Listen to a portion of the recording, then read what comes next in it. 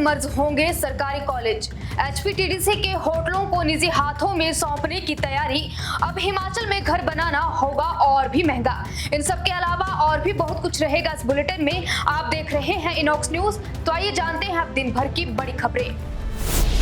हिमाचल से जुड़ा एक बड़ा साइबर ठगी नेटवर्क सामने आया है। गुरुग्राम में पकड़े गए चाइना साइबर फ्रॉड सिंडिकेट की जांच में प्रदेश का कनेक्शन मिला है।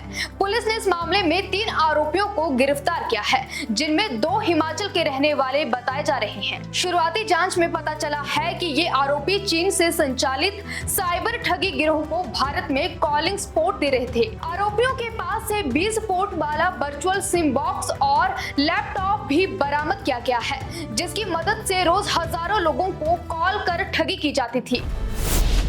हिमाचल में पर्यटन से जुड़ी एक बड़ी खबर सामने आई है। प्रदेश सरकार ने एचपीटीडीसी के 8 होटलों को निजी हाथों में सौंपने की प्रक्रिया शुरू कर दी है। इन होटलों को ऑपरेशन और मेंटेनेंस के आधार पर निजी कंपनियों को दिया जाएगा, ताकि इनके प्रबंधन में सुधार हो और पर्यटन से होने वाली आय बढ़ सके। जिन होटलों को सूची में शामिल किया गया है, उनमें बिलासपुर का होटल लेक व्यू, फागू का एप्पल ब्लॉसम, कुल्लू का होटल सरवरी, कसौली का ओल्ड रोजकॉमन, परवाणु का होटल शिवालिक समेत कुल 8 होटल शामिल है। अब इस फैसले को लेकर प्रदेश की सियासत भी गरमाने लगी है। रामपुर से चिट्टा तस्करी से जुड़ा एक हैरान करने वाला मामला सामने आया है। हरियाणा का एक कैदी जो हत्या के मामले में सजा काट रहा था, पैरोल पर बाहर आने के बाद चिट्टे की खेप लेकर रामपुर पहुंचा था। बताया जा रहा है कि सतलुज नदी किनारे जाते समय वे अचानक फिसलकर नीचे गिर गया, जिससे उसकी मौत हो गई। पुलिस जब मौके पर पहुंची तो आरोपी की जुराब से करीब 22 ग्राम चिट्टा और 3 मोबाइल फोन बरामद हुए। शुरुआती जांच में सामने आया कि आरोपी पर हत्या समेत 7 आपराधिक मामले दर्ज थे। फिलहाल पुलिस पूरे मामले की जांच कर रही है। हिमाचल में अब नए प्रोजेक्ट्स को मंजूरी देने के नियम सख्त कर दिए गए हैं।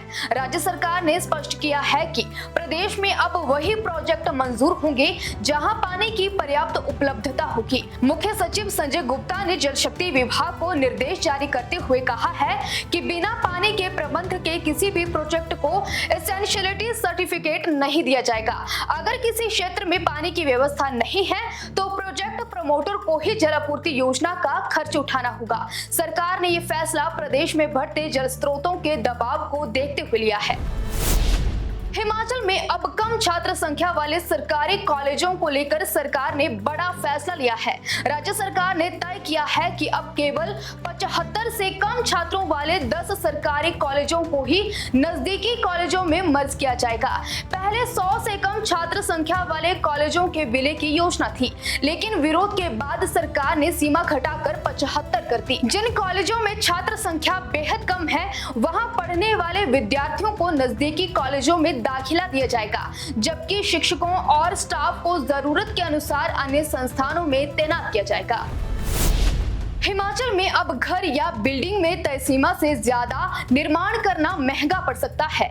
नगर एवं ग्राम योजना विभाग ने अतिरिक्त निर्माण की मंजूरी के लिए नई फीस तय की है। अब अतिरिक्त निर्माण कराने पर 3000 से 7000 रुपए प्रति वर्ग मीटर तक शुल्क देना होगा।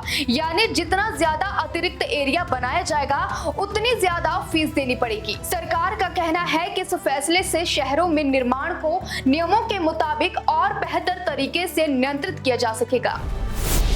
हिमाचल में एक बेहद दर्दनाक खबर सामने आई है।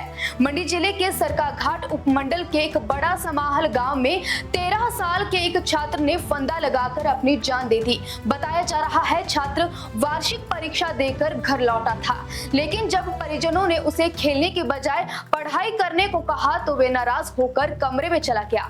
कुछ देर बाद उसने ये खौफनाक कदम उठा लिया। छात्र 9वीं कक्षा में पढ़ता था और वे अपने माता पिता का इकलौता बेटा था। घटना के बाद परिवार में मातम पसरा है, जबकि पुलिस पूरे मामले की जांच कर रही है।